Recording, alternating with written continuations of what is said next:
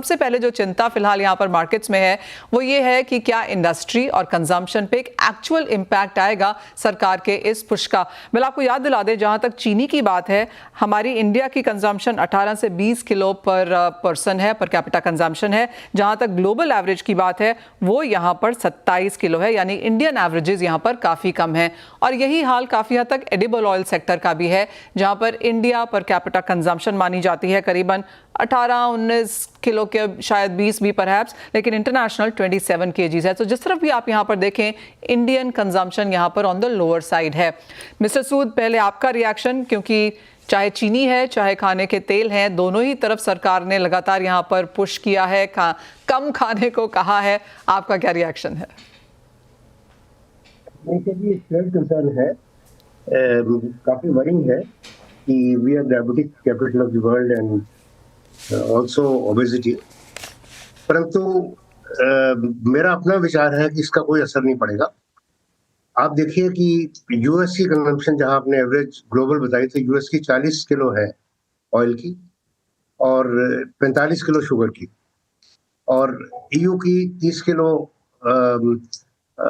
इसकी शुगर की और 25 किलो ऑयल की। अब उनके यहाँ लेबलिंग भी है, हमारे तो सिर्फ शुगर बोर्ड लगने वाला है, और वो कहाँ पर, ऑफिस में, स्कूल्स में। इससे करीब 90% पॉपुलेशन बाहर रह जाएगी, 90-95%, जो शुगर बोर्ड नहीं देखेंगे। वहाँ लेबलिंग भी है, शुगर टैक्स भी है इन कंट्रीज में, और उसके बावजूद वहाँ प्रोडक्शन कंजम्पशन इतनी ज़्यादा है। हमने देखा है ग्लोबल एक्सपीरियंस कि अगर कोई कुछ दिन के लिए कोई फूड थोड़ा सा कम कर देता है तो उसके बाद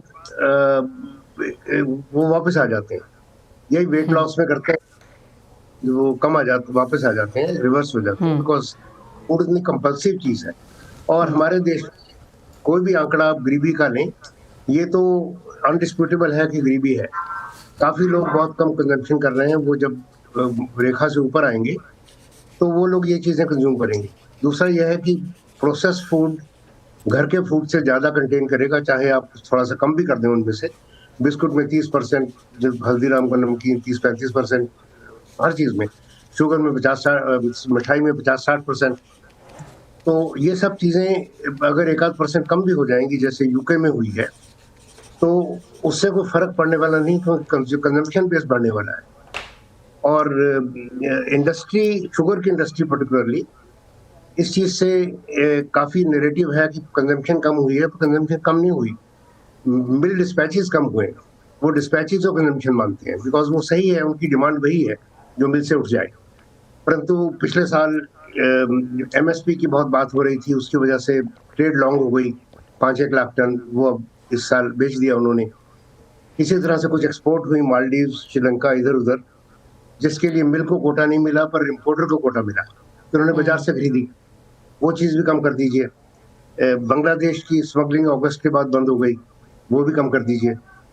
तो ये सब लेकर पिछले साल 28 के करीब कंजम्पशन है, और इस साल 28.3, 28.4 होगी, तो दैट इज ऑन कोर्स। और एडिबल ऑयल में आप देखिए इंपोर्ट कम हुई है 7-8% अभी तक इस ऑयल ईयर में, परंतु दिसंबर से अब तक लेकर 6.6% प्राइस भी बढ़ी है। तो प्राइस क्यों बढ़ी है? अगर कंजम्पशन कम हुई होती तो प्राइस नहीं बढ़नी थी। फिर उतनी जो माल था वो काफी था, तो स्टॉक से कंज्यूम हो रहा है, इसलिए प्राइस बढ़ी है। तो हमारे यहाँ भी कोई अंतर नहीं पड़ा किसी चीज का, और ये कैंपेन अच्छा है, होना चाहिए। परंतु क्या इसके अलावा होगा वो मालूम नहीं, पर अभी तक एक्सपीरियंस, ग्लोबल एक्सपीरियंस के हिसाब से कोई फर्क नहीं पड़ सकता। जी mister Sood, just coming back to आपका इनिशियल स्टेटमेंट जो था, I miss that number. US की कंजम्पशन क्या है शुगर और एडिबल ऑयल के लिए? यूएस की शुगर की 45 और एडिबल ऑयल की 40। तो यानी कि इंडिया के हिसाब से तो यहाँ पर काफ़ी बड़ा नंबर है ये यहाँ पर। प्रफुल्ल विटलानी जी नमस्कार, आपको भी चर्चा में शामिल करते हैं। जहाँ तक इन सब एडवाइजरीज की बात है, क्लियरली इंडस्ट्री थोड़ा सा जैसे मिस्टर सूद ने बोला, टोटली कन्फ्रंट या रिट्रैक्ट तो नहीं कर रही है, अच्छी चीज़ है, वो लोग कह रहे हैं एक मॉडरेशन में यहाँ पर खाना भी चाहिए परहैप्स, लेकिन एक स्लोअर ग्रोथ डिमांड में अब यहाँ पर हमने आते हुए देखी। आप कहेंगे एक स्टैग्नेशन है? देखिए ऐसा है कि health India is always welcome, Now our association will have to wake up with awareness to the people, in the world, number of diabetics from total population, number one is Pakistan with 31%. Second is China and USA with 10% of population. The fourth is India, that is at 5.5%. See, according to WHO, the reasonable amount of sugar consumption considered to be less than 10% of total calories you consume in a day. तो ये चीजें जो है हमें educate करना पड़ेगा। ये कोई तोबे को नहीं है कि तोबे को खाने से आदमी मर जाएगा, पर चीनी भी आपको कुछ ना कुछ तो लेनी पड़ती है दिन के अंदर, ठीक है। ओवर कंजप्शन के लिए जो भी जो प्रिकॉशंस लिए जाते हैं, we are happy with that. See why the diabetics comes. Diabetes comes from family history, inherited, obesity, overweight. See, in Europe, you will find that people are, that is the one of the meal of doing workout, physical activity. Whereas India, it is nothing. Whereas smoking, yes, it is injurious to health because smoking also prevent the diabetic. Social gap, the social gap is the dangerous in India. The way poorer or middle class ratio percentage is going high, and the high income group is going up. So that social gap results into the stress, and stress results into the diabetes. Habit to debt was the zero previously, before 4 decades. Now, previously it was habit of saving. Now it is habit of debt.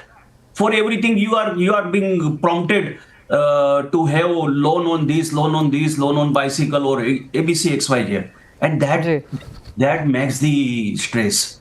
So sugar is only not the one reason. My association, we will definitely have this subject, and we'll see how we can also put our case. And we always welcome the healthy India.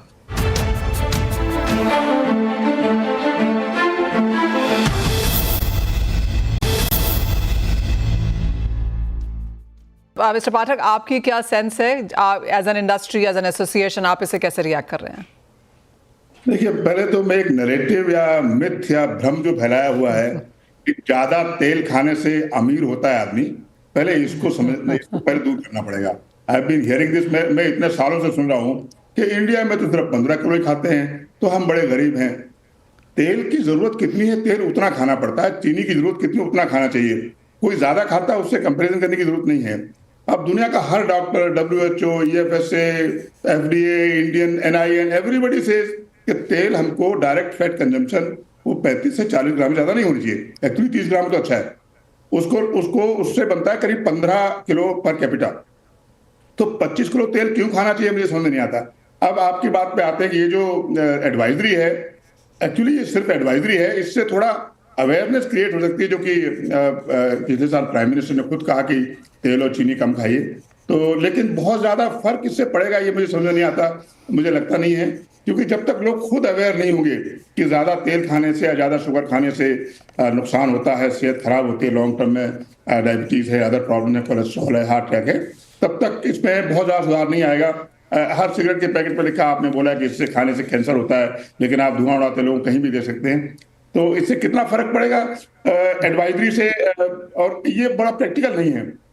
हर कचौरी पे लिखना कि इसमें कितना तेल है, it is just not possible, क्योंकि कचौरी कौन से तेल में तली हुई है, कितना तेल इस्तेमाल हुआ है, किस ढंग से बनाई गई है, या मिठाई कैसे बनी है, उसमें कितना शुगर है, ये जान पाना, निकालना हर मिठाई के लिए बिल्कुल भी संभव नहीं है।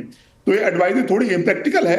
आई थिंक इसमें थोड़ी प्रैक्टिकलिटी लानी पड़ेगी, और एक ब्रॉड बेस पे अगर एडवाइजरी दी जाए कि तेल कम खाइए, आपकी मिनिमम मैक्सिमम मात्रा तेल की साल में इतनी है, इससे ज्यादा मत खाइए, या शुगर इतनी खाइए, तो शायद ज्यादा फर्क पड़ेगा बजाय ये कैलोरी लिखने की, क्योंकि ये तो प्रैक्टिकल ही नहीं है।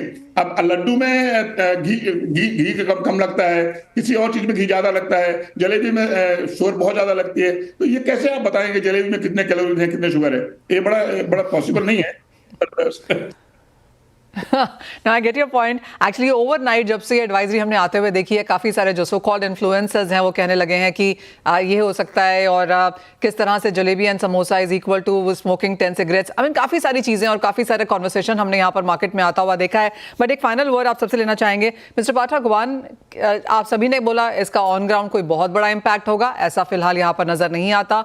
मॉडरेशन में आना और पुशिंग टुवर्ड्स फिटनेस परहैप्स एक चीज़ यहाँ पर देखने को मिलेगी। लेकिन mister Pathak, as an industry क्या आप इसे रिएक्ट कर रहे हैं? क्या कुछ कॉन्वर्सेशंस हैं प्योरली इस टॉपिक के ऊपर?